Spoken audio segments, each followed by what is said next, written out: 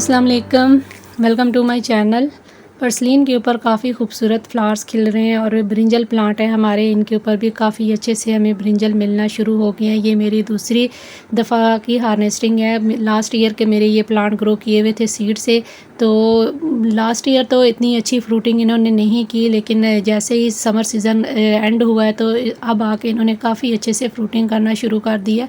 तो जब हम करते हैं तो हमारी जो वेजिटेबल्स हमें मिलती हैं बहुत ही ऑर्गेनिक होती हैं और इनका टेस्ट जो है हमारे मार्केट की जो वेजिटेबल्स होती हैं उनसे बहुत ज़्यादा डिफरेंट होता है। क्योंकि जब हम अपने घर पे कोई भी सब्ज़ी ग्रो करते हैं तो उसमें हम कोई भी केमिकल खाद यूज़ नहीं करते, ना कोई केमिकल स्प्रे का यूज़ करते हैं, तो उसका टेस्ट बहुत ही मुख्तलिफ होता है। तो अगर आपकी बड़ी फैमिली है तो आप अपनी फैमिली की नीड के अकॉर्डिंग कोई भी वेजिटेबल्स जो है ग्रो कर सकते हैं। आपके पास अगर बड़ी टेरेस है या बालकनी में भी आप इसको ग्रो कर सकते हैं। 4 से 5 अगर आपके प्लांट लगे हुए हों तो आपकी बड़ी फैमिली के लिए जो है ये प्लांट काफ़ी अच्छी से फ्रूटिंग दे देता है और काफ़ी लंबे टाइम तक ये प्लांट जो है फ्रूटिंग करता रहता है। टमाटो के प्लांट मैंने जो ग्रो किए थे इसके ऊपर भी अच्छे से बर्ड्स जो हैं आना शुरू हो गई हैं और इसके बाद इस प्लांट की जितनी भी एक्स्ट्रा लीफ है इनको मैं कट कर दूंगी, क्योंकि साथ साथ इसके ऊपर और भी बर्ड्स आ रही हैं और साथ इसको मैं जो है फर्टिलाइज़र भी दे दूंगी। तो यहाँ पे मॉर्निंग ग्लोरी के फ्लावर्स काफ़ी खूबसूरत खिल रहे हैं,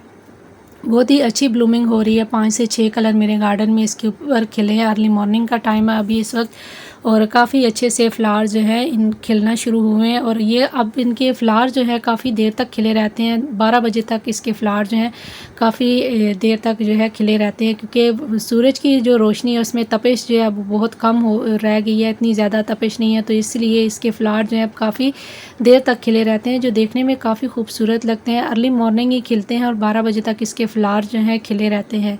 तो आज की वीडियो में मैं आपके साथ जो वेजिटेबल लगाना शेयर करूंगी बहुत ही आसान है और हर किचन की नीड है। और यहाँ पे कुछ मैं विंटर की जो मेरी सीडलिंग है इसकी भी अपडेट आपके साथ शेयर कर रही हूँ। मैरीगोल्ड है जो मैंने सीड से ग्रो किए थे, इनके ऊपर अब बर्ड्स आना शुरू हो गए हैं, काफ़ी अच्छे हेल्दी ग्रो हुए हैं सभी मेरी जितनी भी विंटर की सीडलिंग है। यहाँ पे डेलिया के कुछ प्लांट है जो मैंने ट्रांसप्लांट कर दिए हैं और मज़ीद यहाँ पे मेरा जो टमाटो का प्लांट है देखिए बर्ड्स इसकी अब काफ़ी अच्छी बड़ी हो गई हैं, तो इसके ऊपर भी आपके साथ डिटेल वीडियो शेयर करूंगी। और जहाँ पे मैंने आपके साथ स्टार्टिंग में हार्वेस्टिंग शेयर की है, जितने भी ब्रिंजल की एक्स्ट्रा लीफ थी वो मैंने सारी कट कर दी हैं और जो हमारा बोगनवेलिया दोबारा से इसने फ्लावरिंग की है। यहाँ पे कुछ वेजिटेबल्स जो मैंने ग्रो की हैं ये अब अच्छे से इनके बीज जो हैं जर्मिनेट हो गए हैं। ये जो है बीट रूट है सभी, और यहाँ पे विंटर के कुछ सैपलिंग्स हैं, ये भी अच्छे से मेरे सीड जो है जर्मिनेट हो गए। हॉली हुक के प्लांट है। तो यहाँ पे है जी हमारा पोटैटो, ये हर घर की नीड है और हर घर में जो है यूज़ होता है, हमारी हर सब्ज़ी के साथ इसको यूज़ किया जाता है। और जिस तरीके से अब जो महंगाई बढ़ रही है तो आप अपने घर में अगर कुछ वेजिटेबल्स को अपनी नीड के अकॉर्डिंग ग्रो करना शुरू कर देंगे तो काफ़ी हद तक हम अपनी महंगाई को भी कंट्रोल कर सकते हैं। तो इस तरीके से जो आलू बड़े बड़े हमारी टोकरियों में ग्रो होना शुरू हो जाते हैं, इसको आप अपने गार्डन में ग्रो कर सकते हैं।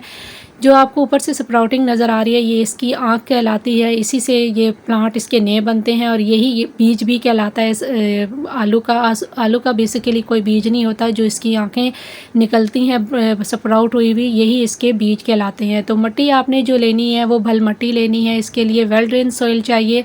जितनी वेल ड्रेन सॉइल होगी उसके उसी में आपका जो प्लांट है बहुत अच्छे से ग्रो होगा। मैंने यहाँ पे बकेट ली है पेंट वाली, आप कोई भी ले सकते हैं, ग्रो बैग ले सकते हैं 12 से 15 इंच का, अगर आपके पास ग्रो बैग है वो भी ले सकते हैं। कोई भी वेस्ट मटेरियल आपके जो क्रेट आते हैं फ्रूट वाले उसमें भी आप इसको ग्रो कर सकते हैं।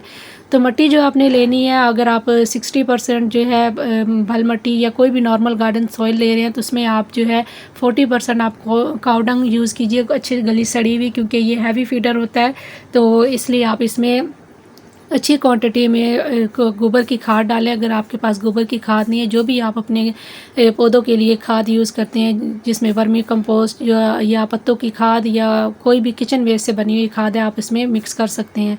तो यहाँ से अगर आप चाहें तो आप इनको कट भी कर सकते हैं, 4 से 5 पीस करके भी आप इसके लगा सकते हैं। मैं क्योंकि इसको डायरेक्ट ही लगा रही हूँ, इसकी जो स्प्राउटिंग वाला हिस्सा इसको ऊपर की तरफ करना है और नीचे की तरफ आलू को आपने मिट्टी के अंदर दबा देना है और ऊपर से आपने मिट्टी डाल देनी है। जो ऊपर आँखों वाली साइड होती है, ऊपर वाली साइड, उसी से हमारा पौधा बन के ऊपर आएगा और इससे हमारे नए पौधे बनेंगे।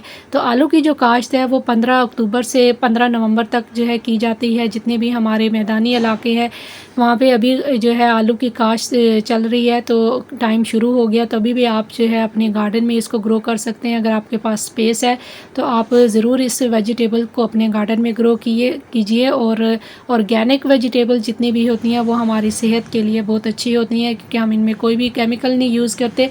तो इनका टेस्ट भी हमारी मार्केट की वेजिटेबल से काफ़ी मुख्तलिफ होता है। तो यहाँ पे मैंने आपको दिखाने के लिए इसको कट भी कर लिया। इस तरीके से आप कट करके भी लगा सकते हैं।